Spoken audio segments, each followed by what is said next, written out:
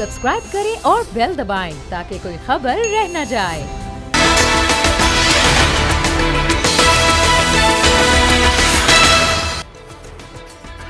अस्सलाम वालेकुम, मैं हूं फैसल अजीज खान और आप देख रहे हैं बात होगी।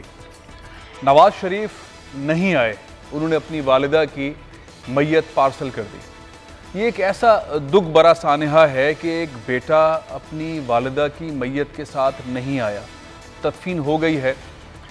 क्या ये रिवायत ठीक है कि इतना बड़ा कायद, 3 मरतबा वज़ीर आज़म रहने वाली शख्सियत, उसने माँ की तदफीन में शिरकत नहीं की और एक ऐसे लम्हे पर कि जहाँ उन्होंने अपने आप को बहुत दूर रखा और ऐसे हालात में अपनी जायदाद, अपना पैसा, अपनी औलाद के करीब रहे, अपनी माँ के साथ नहीं आए।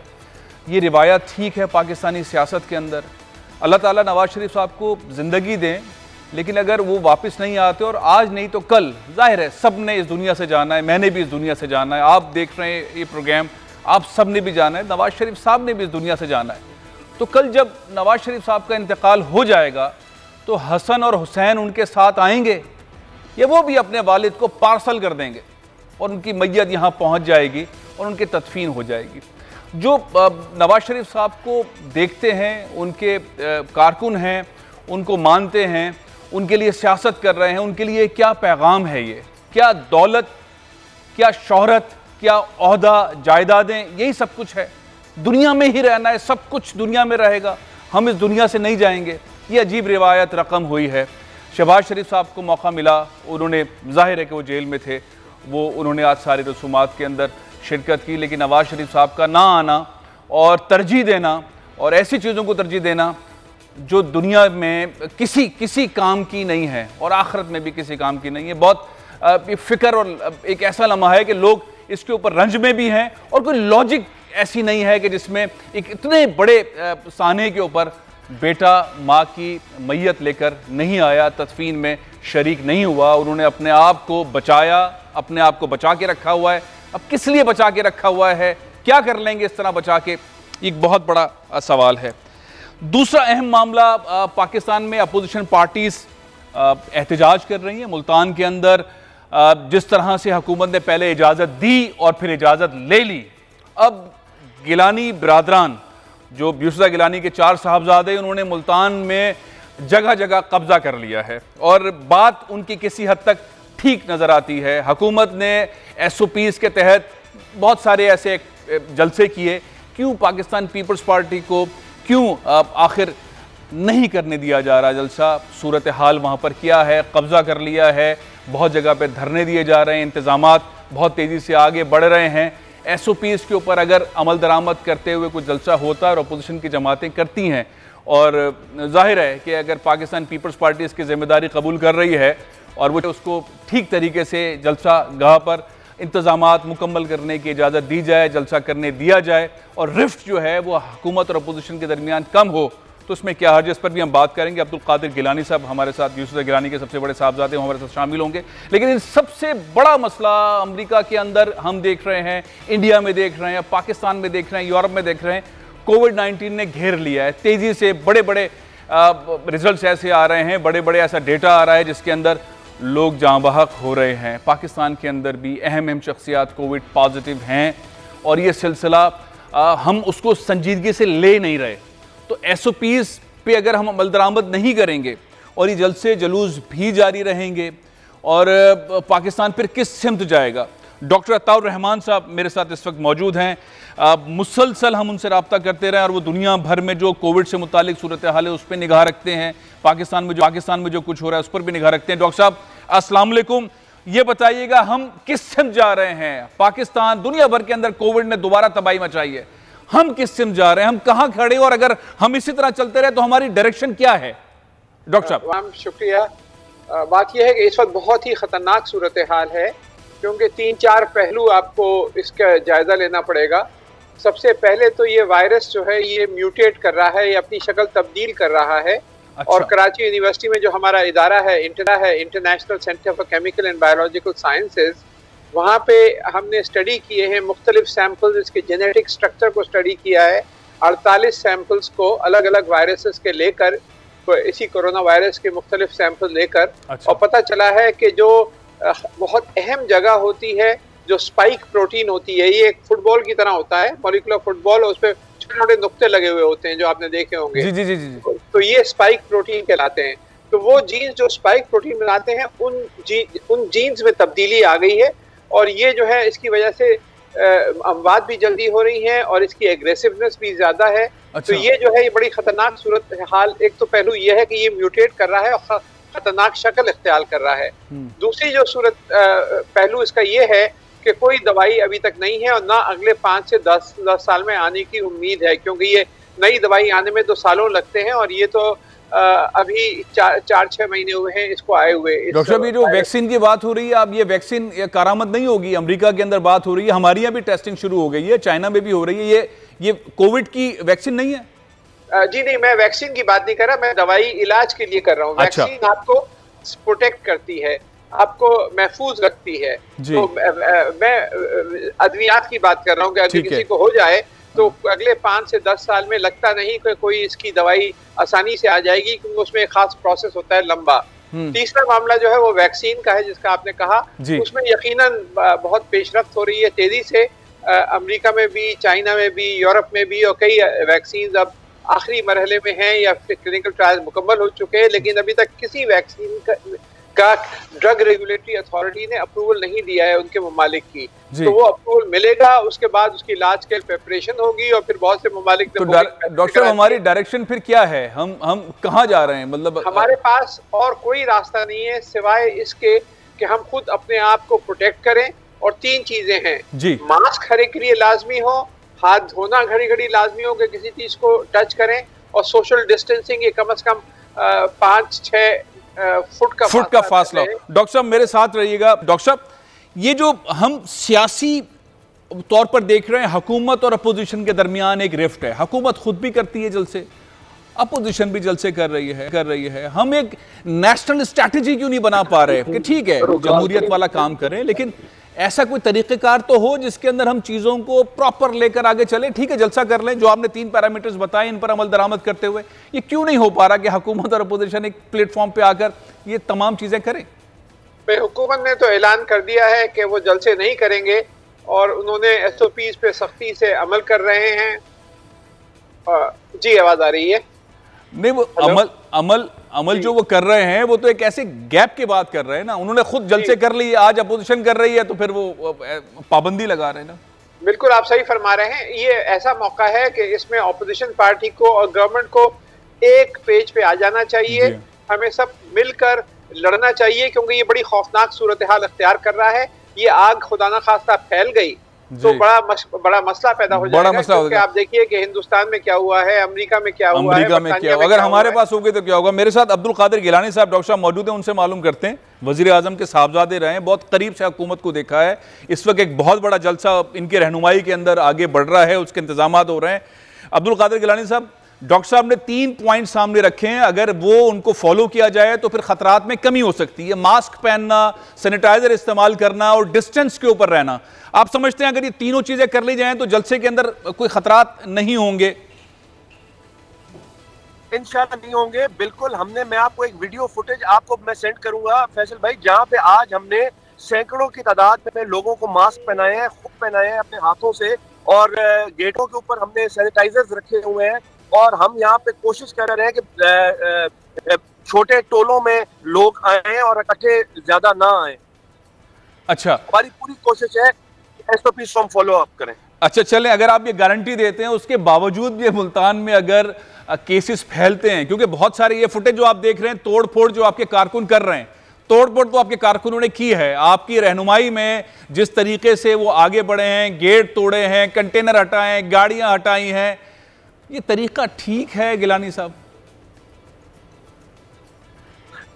फैसल भाई, अगर ये इज्जत से और हमें नॉर्मल तरीके से करने देते जलसा तो हम ये चीजें ना करते, लेकिन इन्होंने हमें मजबूर किया है बहुत ज्यादा। और अब मुल्तान की जो गयूर अवाम है वो बस जिद है इस नियाजी हुकूमत के खिलाफ, इस जाली हुकूमत के खिलाफ, कि अब हम ये लेकिन जलसा 30 को है, अवाम आज निकल आई है। आज भी हम इधर ही हैं स्टेडियम में, कल भी इधर ही हैं, और 30 तक हम इधर हैं इंशाल्लाह ताला। और हमने बिल्कुल रुकावटें हमने उठाई हैं, और हमने हटाई हैं, और जो जो हम कर सके हमने किया है। और आज इस टाइम मैं आप सामने के लिए लेके बैठा हूँ। आपने और आपके कारकुनों ने कानून को हाथ में लिया है, आप इसका एतराफ़ कर रहे हैं। हुकूमत ने पाबंदी लगाई हुई है, इजाज़त नहीं दी है। डायलॉग के जरिए रास्ता निकल सकता था, अगर आप SOPs पर अमल दरामद कर रहे हैं तो रास्ता निकल सकता था। लेकिन ये जो कानून में हाथ आपने इस तरह की हरकतें की हैं, और आपके रहनुमाओं ने भी की हैं, आपके कारकुनों ने भी की हैं, ये इसका तो असर खतरनाक हो सकता है। गिरफ्तारियां हो सकती हैं आपकी, आपके भाइयों की, आपके कारकुनों की। फैसल भाई, हुकूमत की रिट नहीं है।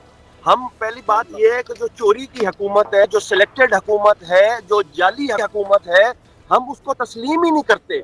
हम इनके कहे फैसलों को मानते ही नहीं है। हम तो चाहते हैं कि जो हमारा वोट चोरी हुआ है, जो यहाँ पे ज्यादती हुई है 2 सालों में इस कौम के साथ, हम उसके लिए बाहर निकले हैं। हम महंगाई के खिलाफ बाहर निकले हैं, हम बेरोजगारी के खिलाफ बाहर निकले हैं, हम झूठे वादों के खिलाफ बाहर निकले हैं। और अगर ये कहते हैं कि अगर PTM का जलसा मुल्तान में हुआ और लोगों को कोरोना हुआ तो उसका जिम्मेवार कौन होगा? अगर मुल्तान के जलसे में किसी को कोरोना हुआ तो उसकी जिम्मेवारी हम लेते हैं। आप हमें गिरफ्तार कर लीजिएगा, लेकिन हमें इस चीज का जवाब दें कि अगर मुल्तान के अलावा जहाँ पे PTM के जलसे नहीं हो रहे पाकिस्तान में, अगर वहाँ किसी को कोविड होता है, कोरोना होता है, तो उसकी जिम्मेवारी इमरान नियाजी लेगा। अच्छा, ये इमरान नियाजी को तो आप पहले मान ही नहीं रहे, आप कह रहे हैं हम उस हुकूमत को मानते ही नहीं है। लेकिन ये अच्छी बात है कि अगर मुल्तान में इस जलसे के बाद लोग कोविड पॉजिटिव होते हैं तो आप उसकी जिम्मेदारी लेते हैं। जाहिर है, आपके ख्याल में अंदाजन कितने लोग आप इस जलसागाह के अंदर जमा कर लेंगे परसों तक? कितने लोग होंगे? अल्लाह खैर करेगा, इंशाल्लाह लाखों की तादाद में लोग होंगे। और जलसा अब हमारा 30 को, सिर्फ 30 को जलसा नहीं है फैसल भाई, आज भी जलसा है, कल भी जलसा है और फिर 30 को भी जलसा है। अब हम एक जलसा नहीं, हम 3 जलसे कर रहे हैं। आज भी जलसा, कल भी जलसा और पीर को भी जलसा। मैं आपकी तरफ दोबारा आता हूं। मैं इसका जो मैं गिलानी साहब आपके पास दोबारा आता हूं। डॉक्टर साहब, ये जो हम एक रिफ्ट देख रहे हैं, हुकूमत का रवैया फिर अपोजिशन का रवैया, आप गिलानी साहब की गुफ्तगू सुन रहे हैं, आज भी जलसा, कल भी जलसा, परसों भी जलसा। हम अगर इसमें SOPs का जो अमल दरामद है उसको होते हुए नहीं देखेंगे तो आपके ख्याल में कितने खतरात आपको नजर आ रहे हैं? इसमें यकीनन हजारों लोगों को ये कोविड होगा और कई सौ अमवात हो सकती हैं इसके नतीजे में। जो आपको ये जो बढ़ता हुआ कर्व है, क्योंकि इसमें जो जलसे जुलूस हो रहे हैं उसमें SOPs का ख्याल रखना इम्पॉसिबल है। आप 1000 मास्क 10,000 मास्क भी तकसीम कर दें और ये उम्मीद करेंगे लोग जो है SOPs को फॉलो करेंगे। हमारे यहाँ जो तालीमी मायार है और जो शऊर है वो आप मेरे से बेहतर जानते हैं। तो ये तो लोगों की जिंदगियों से रिस्क लेना है। मेरे नजरिए में इस वक्त ना हुकूमत को जलसे करने चाहिए, ना अपोजिशन को जलसे करने चाहिए, बल्कि दफा 144 नाफिज हो जानी चाहिए, जिसमें कानूनी तौर पे पाबंदी हो जाए कि 5 या 6 लोगों से ज्यादा एक जगह पे लोग जमा ना हो, क्योंकि बड़ी खतरनाक सूरत हाल है। ये आग की तरह फैल रहा है इस वक्त, और ये आप आग की तरह फैल रहा है। देखिए, आप जून में कहाँ थे, जुलाई में कहाँ थे, और फिर नवंबर में कहाँ पहुंचे, नीचे जाके फिर दोबारा तेजी से, और वो हिंदुस्तान जिस रास्ते पे चला गया है कि 50,000 से लाख केसेस रोजाना हो रहे हैं। तो वो मैं यही बात जो है वो अब्दुल कादिर गिलानी साहब से भी, गिलानी साहब आपने गुफ्तगू सुनी, आप जो पॉइंट ऑफ व्यू सुन रहे हैं, डॉक्टर अताउर रहमान ना सिर्फ पाकिस्तान बल्कि दुनिया इनको मानती, इनकी तर्जियात को, इनकी तहकीक को। ये जो बात इस वक्त कह रहे हैं, हम एक खतरे की तरफ बढ़ रहे हैं। अगर इसी तरीके से SOPs पर अमल दरामद ना करते हुए, जैसे वो कह रहे हैं कि पॉसिबल नहीं है SOPs पर अमल दरामद करना, और आप कह रहे हैं लाखों की तादाद के अंदर लोग शरीक होंगे, जाहिर है जब आप इतने बड़े इंतजाम कर रहे हैं, आज भी जलसा, कल भी जलसा और परसों भी जलसा, तो ये तो बड़े खतरे की तरफ जा रहे हैं। किस तरह बचेंगे, किस तरह बचाएंगे मुल्तान वालों को और पूरे पाकिस्तान से लोग शरीक होंगे, पाकिस्तान पीपल्स पार्टी के, मुस्लिम लीग नून के, मौलाना फजलुर रहमान साहब की जमात के और दीगर जमातों के, किस तरह महफूज रखेंगे?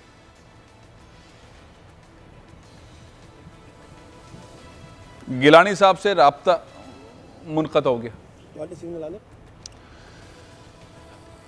पंजाब गवर्नमेंट का वर्जन भी ले लेते हैं। डॉक्टर साहब की बात, डॉक्टर बसरा साहब आपने सुनी है, तर्जुमान है पंजाब गवर्नमेंट के। पाकिस्तान पीपल्स पार्टी ने मुल्तान का नक्शा बदल दिया है, गिलानी बिरादरान हर तरफ मौजूद हैं, आज जलसा, कल जलसा और परसों जलसा। बसरा साहब, ये एटीट्यूड, वो कह रहे हैं कि हम एसओपीज के थ्रू जाएंगे और वो तीनों एसओपीज जो डॉक्टर साहब ने बताई, हाथ सैनिटाइजर इस्तेमाल करना, मास्क इस्तेमाल करना और डिस्टेंस पे रहना, वो कह रहे हैं हम इस तरह से करेंगे। आप क्या कहते हैं, किस तरह से रोका जाए या किस तरह से एसओपीज पे अमल दरामद करवाया जाए? बसरा साहब।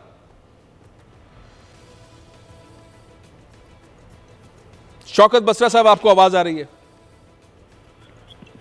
शौकत बसरा साहब से भी राब्ता मुनक़ता हो गया है। असल मामला यह है कि एक जिद है हुकूमत की और अपोजिशन की, और इसमें आम आदमी, आम शहरी बहुत बुरी तरह मुतासिर हो रहा है। हिंदुस्तान के अंदर रोज़ाना 70 से 80 हज़ार केसेस हैं। अमेरिका के अंदर केसेस की तादाद में मुसलसल इजाफा हो रहा है, यूरोप के अंदर हो रहा है, ईरान में हो रहा है। पाकिस्तान में तो कहीं पर एसओपी नज़र ही नहीं आती, किसी तरह भी हम नहीं देख पा रहे। एयरपोर्ट्स के अलावा या मल्टीनेशनल कंपनीज़ के अलावा कहीं पर हमें कोई एसओपी नज़र नहीं आती। अगर इस तरह से जलसे होते रहेंगे, इस तरह से एसओपीज़ के ऊपर अमल दरामद नहीं होगा, हुकूमत की रिट नहीं होगी, तो होगा क्या? बसरा साहब, मुल्तान का सिनेरियो किस तरह देख रहे हैं आप? फैसल भाई, मैं तो समझ नहीं आ रही कि मैं किन अल्फाज से बात करूं, किस जुबान से बात करूं कि ये लोग तो लोगों की दुश्मन की जानों के दुश्मन बन गए हैं। लोगों से किस बात का बदला ले रहे हैं? तो खुदारा अक्ल और होश के नाखुन लें। आप ये मुल्क दुश्मनी कर रहे हैं, आप अवाम दुश्मनी कर रहे हैं। पंजाब हुकूमत क्या करेगी बसरा साहब? नहीं, पंजाब हुकूमत क्या करेगी? आपके पास क्या ऑप्शन है, आप क्या करेंगे?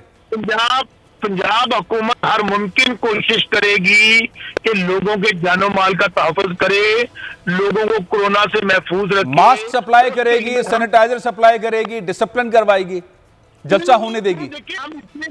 सुनिए, ये जिम्मेदारी हम इतने बड़े लोगों को किस तरह फराहम कर सकते हैं कि हम मास्क फराहम करें?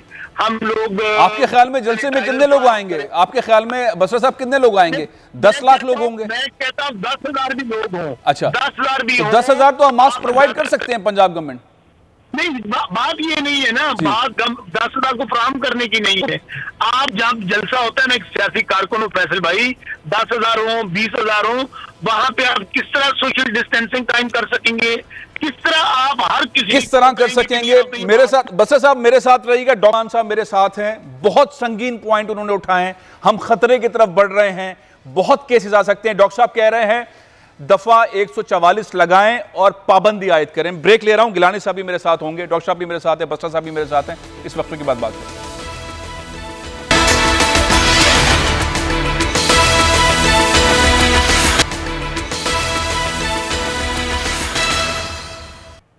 Welcome back. अब्दुल कादिर गिलानी साहब, आपने बात सुनी, पंजाब हुकूमत के तर्जुमान है बसरा साहब, वो क्या कह रहे हैं। डॉक्टर अताउर रहमान साहब वो तो कह रहे हैं 144 लगा दिया जाए। आप कोई ऐसा रास्ता निकाल सकते हैं? पाकिस्तान पीपल्स पार्टी ऑर्गेनाइज कर रही है, सब कुछ देख रही है, आप कोई ऐसा रास्ता निकाल सकते हैं कि लोग महफूज रहें, जलसा हो जाए और तशद्दुद की तरफ मामला ना जाए, डिसिप्लिन की तरफ जाए? कोई ऐसा रास्ता निकाल सकते हैं गिलानी साहब आप?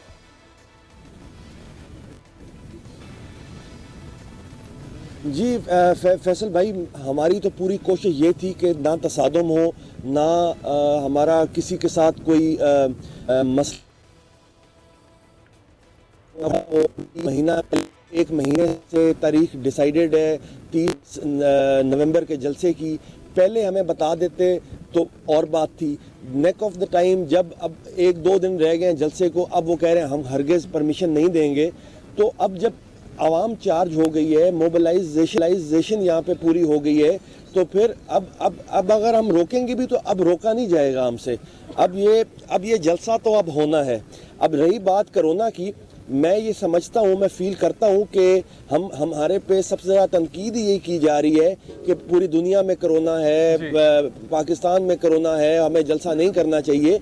हम इस चीज़ को तस्लीम करते हैं कि कोरोना है, लेकिन हम अपनी कैपेसिटी के हिसाब से जो हम कर सकते हैं SOPs को फॉलो करने के लिए वो हम कर रहे हैं। लेकिन फिर भी कोई गलती हमसे भी हो सकती है, तो ये मैं बात नहीं कर रहा। आप पंजाब हुकूमत से मदद मांग रहे हैं कि वो आपको मास्क प्रोवाइड करें, आपको सैनिटाइजर प्रोवाइड करें, आपको सहूलियात प्रोवाइड करें। ये आपने रिक्वेस्ट की है पंजाब गवर्नमेंट से कि वो आपको सहूलत प्रोवाइड करें?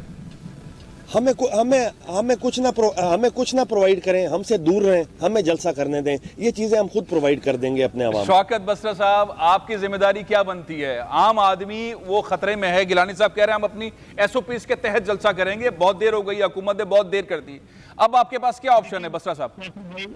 गिलानी साहब मेरे भाई हैं, मैं सिर्फ गुजारिश ये करूंगा, हुकूमत की जिम्मेदारी सबसे पहले यही है लोगों के जानो माल का तहफ़्फ़ुज़। हाँ। अगर फर्ज करें ये गवर्नमेंट में होते तो क्या करते? हाँ। हालत ये है कि कोरोना वायरस की लहर इतनी शिद्दत इख्तियार कर चुकी है कि मेरा शहर हारूनाबाद, जहाँ पहली वेव में एक डेथ नहीं हुई थी, 10 मौत हो चुकी हैं।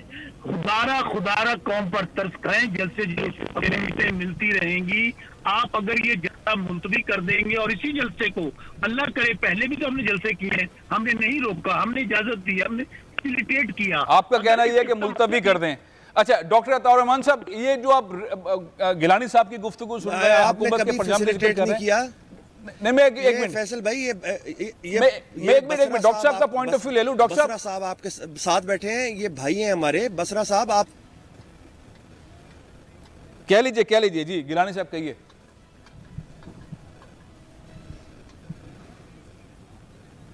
जी मैं कह रहा हूँ, बसरा साहब हमारे भाई हैं, हमारे साथ बड़ा अच्छा इनका वक्त गुजरा है, हम इकट्ठे भी जलसे करते रहे हैं। जो आखिरी जलसा हमारा हुआ था मुल्तान में, बसरा साहब हमारे साथ इंतजामिया में भी थे। आज ये बैठ के बात करें, मुझे थोड़ा सा अफसोस भी हुआ। तो बसरा साहब आपको तो हमें बैकअप करना चाहिए, आपने कभी करना चाहिए। मैं अब इसका जो है वो टेक्निकल पॉइंट जो है वो ले लूं, मेरे पास टाइम बहुत कम है। डॉक्टर अताउर रहमान साहब, हम देख रहे हैं कि हुकूमत और अपोजिशन दोनों अपने पॉइंट पे खड़े हुए हैं। आपने कहा 140 फुट लगा के इसको ना करने दिया जाए, इसके अलावा अगर आप कोई ऑप्शन दे सकते हैं तो डॉक्टर साहब क्या होगा? इसको हम जलसे वाली सूरत हाल में किस तरफ जा रहे हैं? इसके अलावा कोई ऑप्शन नहीं है आपके पास, क्योंकि ये लोगों की जानों से खेलना जो है उसकी कोई इजाजत नहीं दे सकता। आप एक आदमी से 5 को लगेगा, 5 से 125 को लगेगा, 25 से 625 होंगे, ये मल्टीप्लायर इफेक्ट होता है इसका। तो ये, और खास तौर पे आजकल तो बहुत तेजी से फैल रहा है ये, तो ये कोई टाइम नहीं है। सारे जलसे जुलूस कम से कम 3-4 महीने के लिए खत्म कर देने चाहिए, जब तक ये मामला कंट्रोल में ना हो जाए। बहुत बहुत शुक्रिया डॉक्टर अताउर रहमान साहब, बहुत बहुत शुक्रिया अब्दुल कादिर गिलानी साहब एंड बसरा साहब। अब हम देख, अगर इसी तरह का रवैया अपोजिशन का रहेगा, हुकूमत का रहेगा, तो डॉक्टर अताउर रहमान साहब ने बहुत खतरे की घंटी मुसलसल बजाते आए, और इस वाली लहर के अंदर वो बार बार कह रहे हैं कि 144 लगा के पाबंदी आयद की जाए। लेकिन बहरहाल पाकिस्तान पीपल्स पार्टी को इतना वक्त नहीं दिया गया। ये मामला अगर डायलॉग का पहले होता तो शायद गिलानी बिरादरान अपने लोगों को रोकने में कामयाब होते। लोग सड़कों के ऊपर हैं, लोग उन जगहों के ऊपर हैं जहाँ इंतजामात हो रहे हैं। अब किस तरह से बचा जा सकता है? अब देखते हैं कि आज जलसा और कल जलसा और परसों जलसा किस तरह से गिलानी बिरादरान इस सारे जलसे को मुनज़्ज़म करते हैं। मैं एक और अहम टॉपिक लेना चाह रहा हूं, क्योंकि पाकिस्तान में डिस्कस वो चीज़ें नहीं हो रही जिसका असर सारी दुनिया पे पड़ रहा है। अमेरिका के अंदर बाइडन एडमिनिस्ट्रेशन तेज़ी से गवर्नमेंट बना रही है। 20 से ज़्यादा ऐसी अहम पोजीशंस के ऊपर इंडियंस को लाया गया है और लाया जा रहा है, और तेज़ी से इंडियंस अमेरिकन जो हैं वो तेज़ी से पोजीशंस ले रहे हैं। और एक टाइम ऐसा था इलेक्शन से पहले कि बाइडन बहुत करीब थे मुसलमानों के, ख़ासतौर पे पाकिस्तानियों के, और मुस्लिम फॉर बाइडन का एक इन्वायरमेंट बना। 6 उसमें पर्सनैलिटीज़ मुसलमानों की शामिल थी, उनमें से 3 पाकिस्तानीज़ थे। इस वक्त मेरे साथ मुस्लिम फॉर बाइडन के चेयर उमर गुमन साहब मौजूद हैं, पाकिस्तान आए हुए हैं। मैं जब अमेरिका में इलेक्शन कवर कर रहा था, वाशिंगटन में इनसे मिला था, इन्होंने रिजल्ट्स बहुत पहले बता दिए थे। तकरीबन वैसे रिजल्ट्स इस वक्त ग्राउंड पर नजर आ रहे हैं, लेकिन जिस मरहले में हम दाखिल हो गए हैं वहाँ पाकिस्तानी बहुत लिमिटेड नजर आ रहे हैं, बहुत कम नजर आ रहे हैं। गुमन साहब, इंडियंस फिर बाजी ले रहे हैं। आपकी मेहनत, आपने बाइडन का साथ दिया, आप लोग साथ खड़े रहे, एक लम्हे साथ खड़े रहे। मैंने आपकी वो बहुत सारी पेशेंट गोइयां बहुत सच होती हुई देखी। आखिर पाकिस्तानी अमेरिकन बाइडन के उस तरह साथ नजर क्यों नहीं आ रहे जिस तरह के इंडियंस नजर आ रहे हैं? अस्सलाम वालेकुम Faisal, thank you so very much for taking me on. Faisal, आपको पहले भी बताया था कि जो अमेरिका के अंदर बाइडन की टीम है उसके अंदर ऑब्वियसली, क्योंकि पहले डेमोक्रेट पार्टी के अंदर बहुत सारे इंडियन नेशनल्स जो उनसे थे वो इन्फिल्ट्रेट कर गए हुए थे, हाई पोजीशंस पे थे। सो पाकिस्तानियों को आने के लिए थोड़ा सा टाइम लगेगा।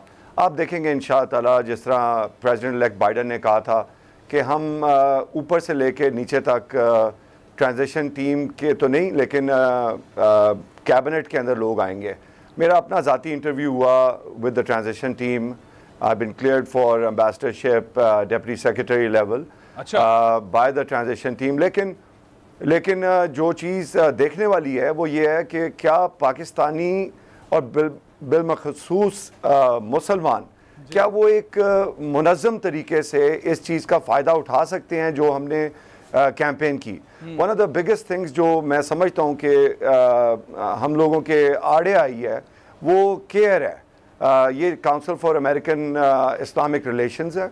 आपने देखा होगा कि उन्होंने आज मैं चाहूँगा अहमद वो ज़रा चलाइएगा लिस्ट जिसके अंदर केयर की लिस्ट एक जारी हुई है जिसमें मुसलमानों की मुख्तलिफ पोजीशंस के ऊपर जो है वो डिस्कस किया गया है। और सेम टाइम आप ये भी चलाइएगा कि 20 जो इंडियंस अमेरिकन हैं जो बड़ी अहम पोजीशंस के ऊपर अनाउंस कर दिए गए हैं, यानी कि ऐसी ऐसी मिनिस्ट्रीज़ के अंदर अनाउंस कर दिए गए हैं कि जो ज़ाहिर के बहुत हसास कहलाई जाती हैं, जिनका जिक्र आप पहले भी कर रहे थे, आज भी है। लेकिन मुझे ऐसा लगता था कि थोड़ा सा स्पेस, थोड़ी सी जगह जो है वो मुसलमानों को मिलेगी, पर्टिकुलरली पाकिस्तानी अमेरिकन को मिलेगी, लेकिन वो मिल नहीं रही।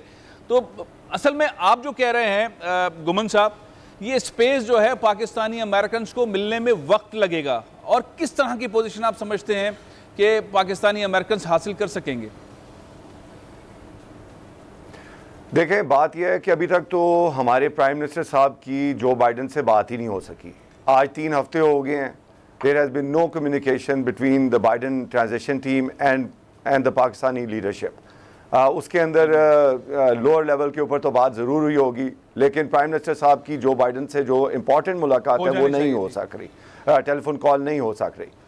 हमारी कोशिश ये है इंशाअल्लाह ताला कि हम जल्दी इमरान खान साहब की मेरा one of the biggest agendas of coming to Pakistan is कि मैं इमरान खान साहब की और जो बाइडन की बात करा सकूं, जिसके अंदर वो अपने तहफ़्फ़ुज़ात जो उनसे हैं उनको पहले वो क्लियर करें, क्योंकि पाकिस्तान को एक रीसेट का बटन दबाना बहुत ज़रूरी है। ये क्योंकि ट्रंप के साथ बहुत ज़्यादा क्लोज वर्किंग रिलेशनशिप थी through ambassadors at large and so on and so fourth, इसको बदलना पड़ेगा, ये बहुत ज़रूरी है। और जो बाइडन जो उनसे हैं वो आपको पता है डेलावेयर से हैं, इलेक्ट होते थे, और पेंसिल्वेनिया के वो रिहायशी हैं, मतलब है उधर के वो पैदा हुए हैं। तो पेंसिल्वेनिया में बाइडन के साथ हमारा बहुत पुराना ताल्लुक है। हालांकि साहब एक चीज जो आप मैं छेड़ना नहीं चाह रहा था भी, लेकिन आपने छेड़ दिया कि 3 वीक्स हो गए हैं और वजीर आज़म पाकिस्तान इमरान खान साहब की जो बाइडन से बात नहीं हुई है, और आप इस सिलसिले में तशरीफ लाए हुए। हमारा जो पूरा एक डिप्लोमेटिक कोर है, अब आप क्या समझते हैं कि आखिर क्यों बात नहीं हुई? पाकिस्तान का जो ट्रंप एडमिनिस्ट्रेशन के साथ स्टांस था उस पर अब तक खड़े रहने की वजह से, या ट्रंप अब तक नहीं मान रहे हैं, शिकस्त अपनी तस्लीम नहीं कर रहे हैं, मुसलसल वो अपनी विनिंग स्टेटमेंट्स देते रहते हैं, वो व्हाइट हाउस से निकलना नहीं चाह रहे हैं, तो पाकिस्तान डबल माइंड है कि ऐसा ना हो कि कोई ऐसा सिनेरियो क्रिएट हो जाए जिसमें ट्रंप ही प्रेसिडेंट रहे और इस वक्त बाइडन से बात नहीं करनी चाहिए?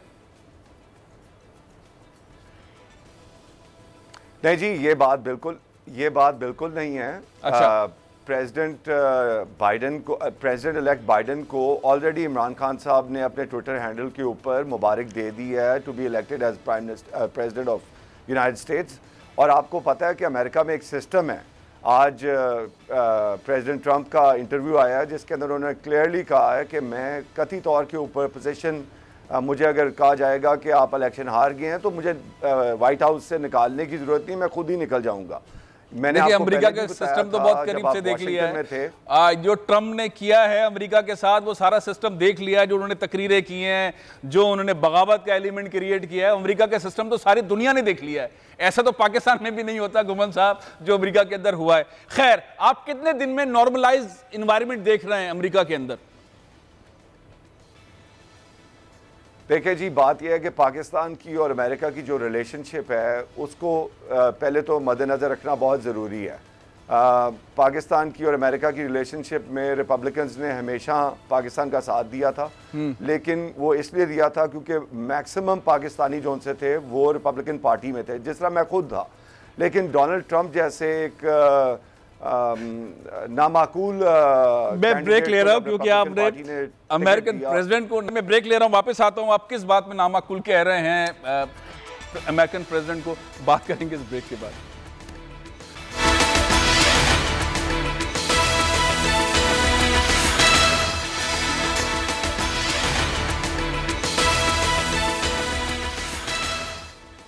अमेरिका में अब किस तरह से सिस्टम आगे बढ़ेगा? उमर गुमन साहब मेरे साथ मौजूद हैं, बाइडन के बहुत करीब रहे हैं, मुस्लिम फॉर बाइडन के चेयरमैन हैं, पाकिस्तान के साबिक स्टेट मिनिस्टर रह चुके हैं मुशर्रफ साहब के दौर के अंदर। उमर गुमन साहब, ये जो हम अगले स्टेप्स देखेंगे आज से, अगर हम जनवरी 21-23 तक का सिनेरियो देखें तो अमेरिका में अब स्टेप वाइज क्या होने जा रहा है, और पाकिस्तानी और मुसलमानों का रोल इसमें क्या क्या देख रहे हैं आप? पाकिस्तानियों का बहुत बड़ा रोल हो सकता है। Pakistan stands at a very strategic location. America ने अब कुछ बातें ऐसी हैं जो बात टीवी पे नहीं हो सकती, लेकिन फिर भी मैं आपको थोड़ा सा इशारतन बात बता देता हूँ। आपको पता है कि ट्रंप एडमिनिस्ट्रेशन ने बराक ओबामा की कुछ पॉलिसीज़ के ऊपर रिवर्सल किया था, जिनके अंदर आप देख सकते हैं क्लाइमेट है, जिसके अंदर आप देख सकते हैं कि ये ईरान की रिलेशनशिप है। सो ये सारी, और चाइना के साथ भी, इस सारी चीज़ों के अंदर पाकिस्तान एक बहुत ज़्यादा अहम रोल प्ले कर सकता है। इमरान खान साहब की लीडरशिप के अंदर ये बहुत एक स्ट्रेटिजिकली इम्पॉर्टेंट पाकिस्तान बन सकता है। लेकिन इसके अंदर आपको पता होना चाहिए कि जब तक ताली दोनों हाथों से बजेगी, अगर पाकिस्तान से ताली वो नहीं बजेगी तो Pakistan will be just bifurcated. I think that नहीं, पाकिस्तान जरूर ताली बजाएगा, पाकिस्तान ने मजेदार तालियां बजाई हैं और तालियां भी बजाएगा। अब ये बताएंगे स्टेप्स क्या हैं, अगले स्टेप्स अब बाइडन को as a president take over जब तक वो करेंगे, कितने स्टेप्स हैं, और उसके अंदर एज अ पाकिस्तानी अमेरिकन जो है उनको स्पेस कितना मिलेगा? बड़ा आपका अहम सवाल है। इस वक्त ट्रांजिशन टीम के साथ मैं राब्ते में हूँ। ट्रांजिशन टीम जो सी है वो 2-3 किस्म की ट्रांजिशन टीम है। ठीक है। नंबर 1 एक कोर ट्रांजिशन टीम है जो प्रेसिडेंट बाइडन की जो इनर कैबिनेट होएगी, जिसके अंदर कोई 18 से 22 लोग जो उनसे हैं उनको वो सेलेक्ट कर रहे हैं। ठीक है। उनके इंटरव्यूज़ हो रहे हैं।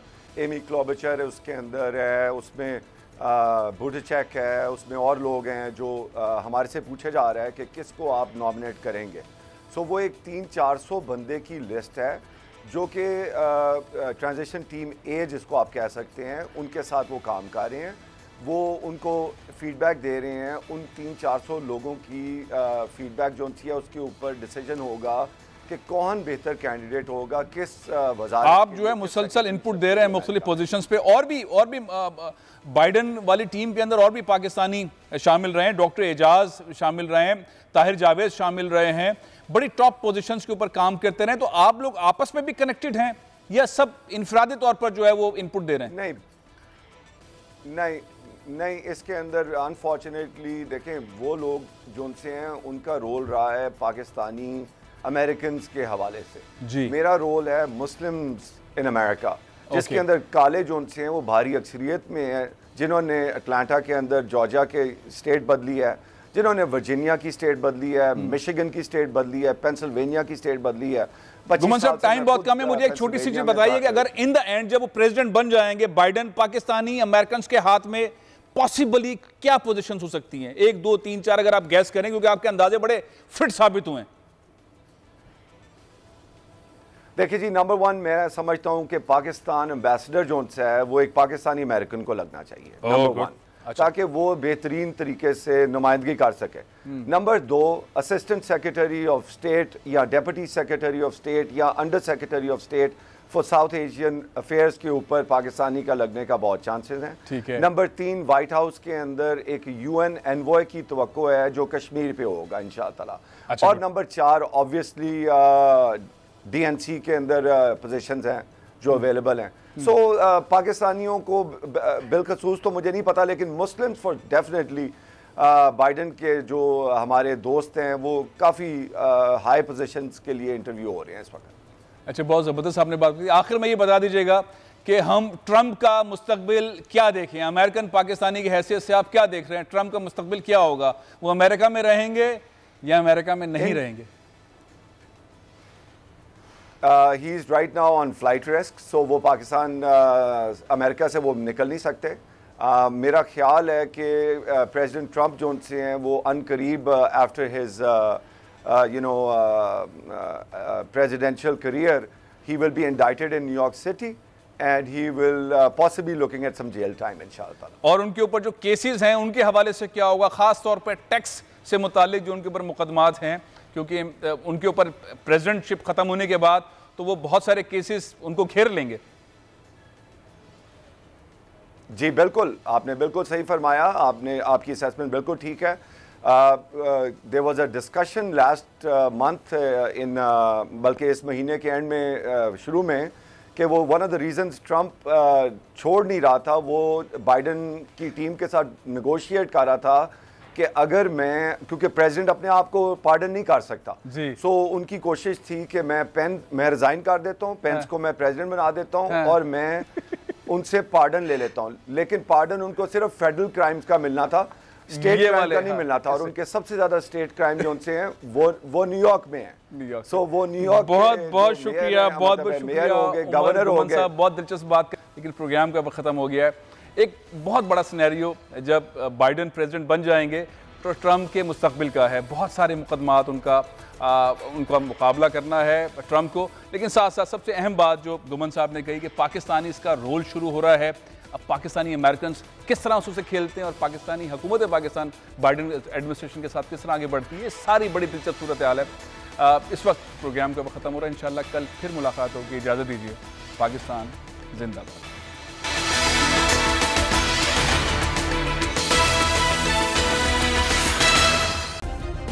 सब्सक्राइब करें और बेल दबाएं ताकि कोई खबर रह न जाए।